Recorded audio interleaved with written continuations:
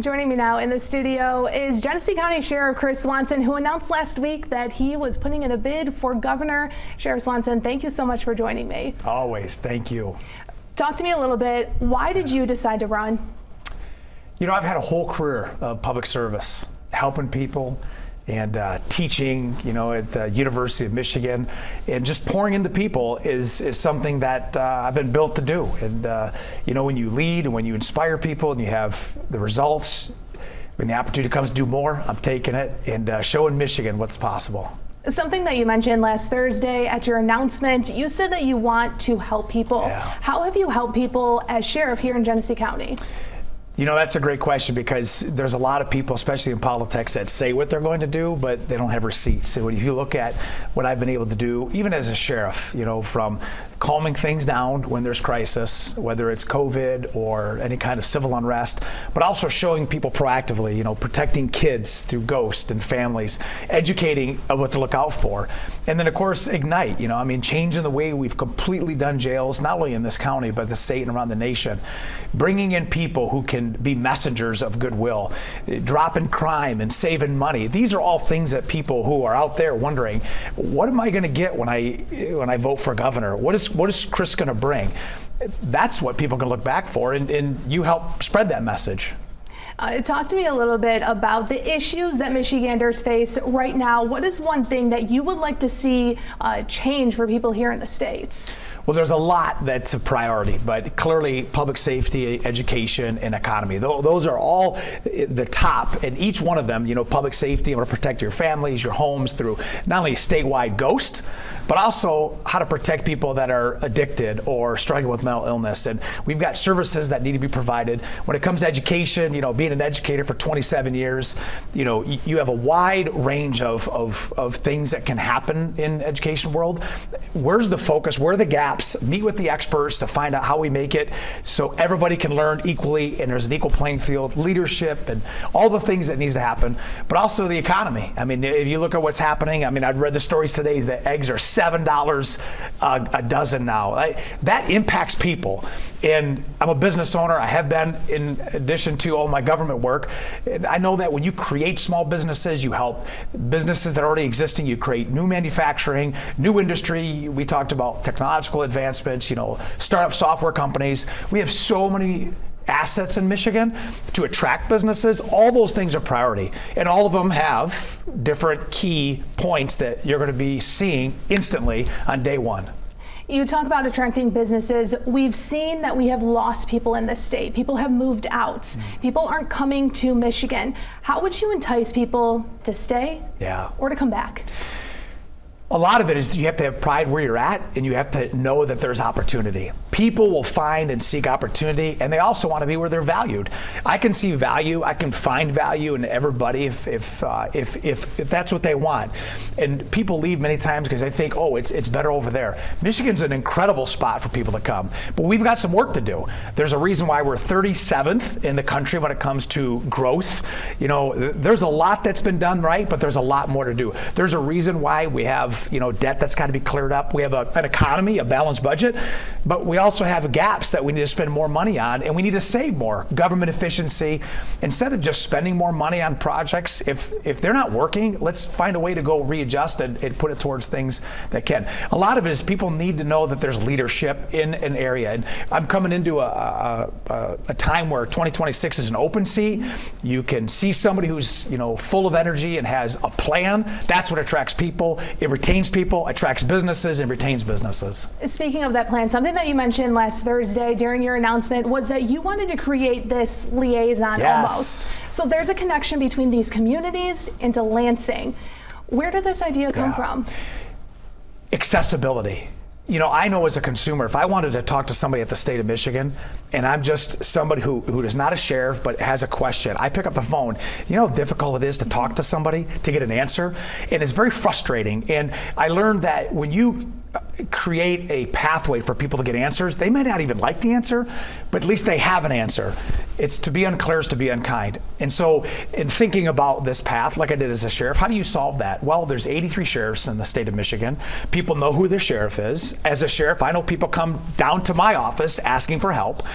Now they're going to have a liaison, an ambassador from the governor's office assigned to that sheriff, that when you have a problem, you go right to the sheriff and you ask that sheriff, what can I do about this? And if they can't solve it, you know what they can do? Pick up the phone and talk to somebody who's directly connected to the governor's office to try to figure it out. And between the governor and the sheriff, we got your back. We're going to help solve it. We don't know what the concern is, but there's a voice to hear, and that's what people want. They are the customer.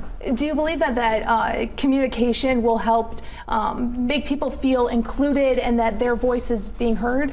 100%, because I know the smaller the politics, the easier accessible they are, from township or cities to counties, but there's a huge gap between county and the state, and then beyond that, of course. And I think people need to realize that, and I need to, that when you pay taxes or you're part of a community, you want to be able to see the service that you pay for. And we have to build out a network, and that's why that accessibility is so important. And if people have a place to go, let's just say you have a small business idea, but you have no idea how to start it. The state of Michigan is going to be in the customer service business. And we're going to be a help center where we will have a whole division that if you have a business idea, we're going to help walk through that path to go from vision to implementation. And if we can help make your small business or your existing business a success, everybody wins. When it comes to safety, that's a lot of times people's top concern. You talk to people in the community and they say that they're worried about safety in their home. Mm-hmm. How would you address the safety issues and the crime that happens across our states? Yeah. So a governor is commander-in-chief of a lot, just like a sheriff is in the county. But I have other partners. We have chiefs, we have state police, we have federal partners, but you have to all be going in the same path. And if you look what we've done in Genesee County, and you've seen, in the city of Flint, crime's down 17%, murder's down 40%. Look at the jail numbers, look at the amount of people we're able to put back into the field that are educated now, that have jobs. Those all have to be duplicated. Ignite will be the statewide norm in every jail in the state of Michigan. And with that will have a long-term reduction of crime, which is called recidivism. I already have those numbers, 23% reduction in crime. Still a lot to do, but I don't know of another government program that drops crime nearly 23%. And with that, you do proactive investigations, like I talked about human trafficking. Operation Vigilant, we're going to crush the supply chain, as we do now in Genesee County, for opiates coming into our homes and our kids' veins. Because 85% of all the fentanyl and all the opiates come on the road. Those are small things that you have to do to take a proactive bite out of that crime, as the saying used to go. But also, working with people, why do they commit crime? It's called police evolution. We've done that downtown Flint with Operation Arrowhead. If you have somebody who's repeating the crime and you just take a stat, what did you really solve? Go back and find out, why did they commit it in the first place? What's the mental illness? What's the addiction? What's the drive? If you can stop that, then you're not only treating the symptom, you're fixing the problem, and that makes everybody safe. Schools, churches, families, everybody.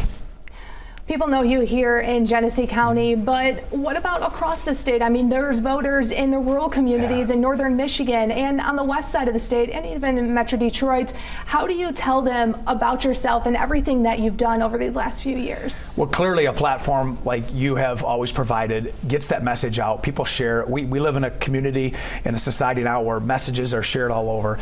I've built a significant social media presence because I want people not to listen to what I say, but just watch what we've done. But also, I travel. This is not an overnight decision that I've made. This is something that I have invested in communities for decades, speaking and teaching and promoting the things that we've done. So it's very difficult not to see what I've been able to do here that has been carried over statewide, nationally, and now internationally with Ignite. But I think it's what makes me who I am is I'm hitting every county in the state of Michigan. Red counties, blue counties, purple counties, the Upper Peninsula. You're going to get to know who Chris Swanson is. And I will tell you that by doing so, people will feel a connection, and it won't be just to get elected. You will see a governor who has the most personal connection to their constituents and their people like ever before. When you announced on Thursday, we were 635 days from the election on November 3rd, 2026. From that point until that day, what is your mission going to be? Work. work. Take nothing for granted. You know, I am so grateful of the work that I've been able to do after 32 years and seeing so much brokenness and pain, but also some of the most beautiful things in moments of my life. And as sheriff now 6 years, I want to share that message, and I want to share the vision. I want to share the excitement. That's why my announcement, I said, I'm bringing pure energy to Michigan. I think people are hungry for inspiration. I've committed to a positive campaign. I'm not into attacks. I've never been.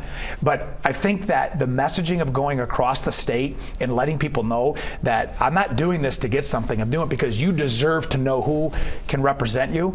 And it's very natural to me. So we're 17 months away from this presentation to early voting, to the primary. That's how fast it's going to go. You're going to see me all over the state of Michigan like you have so far. Sheriff Swanson, thank you so much for joining me. I really appreciate the conversation. Thank you. Thanks.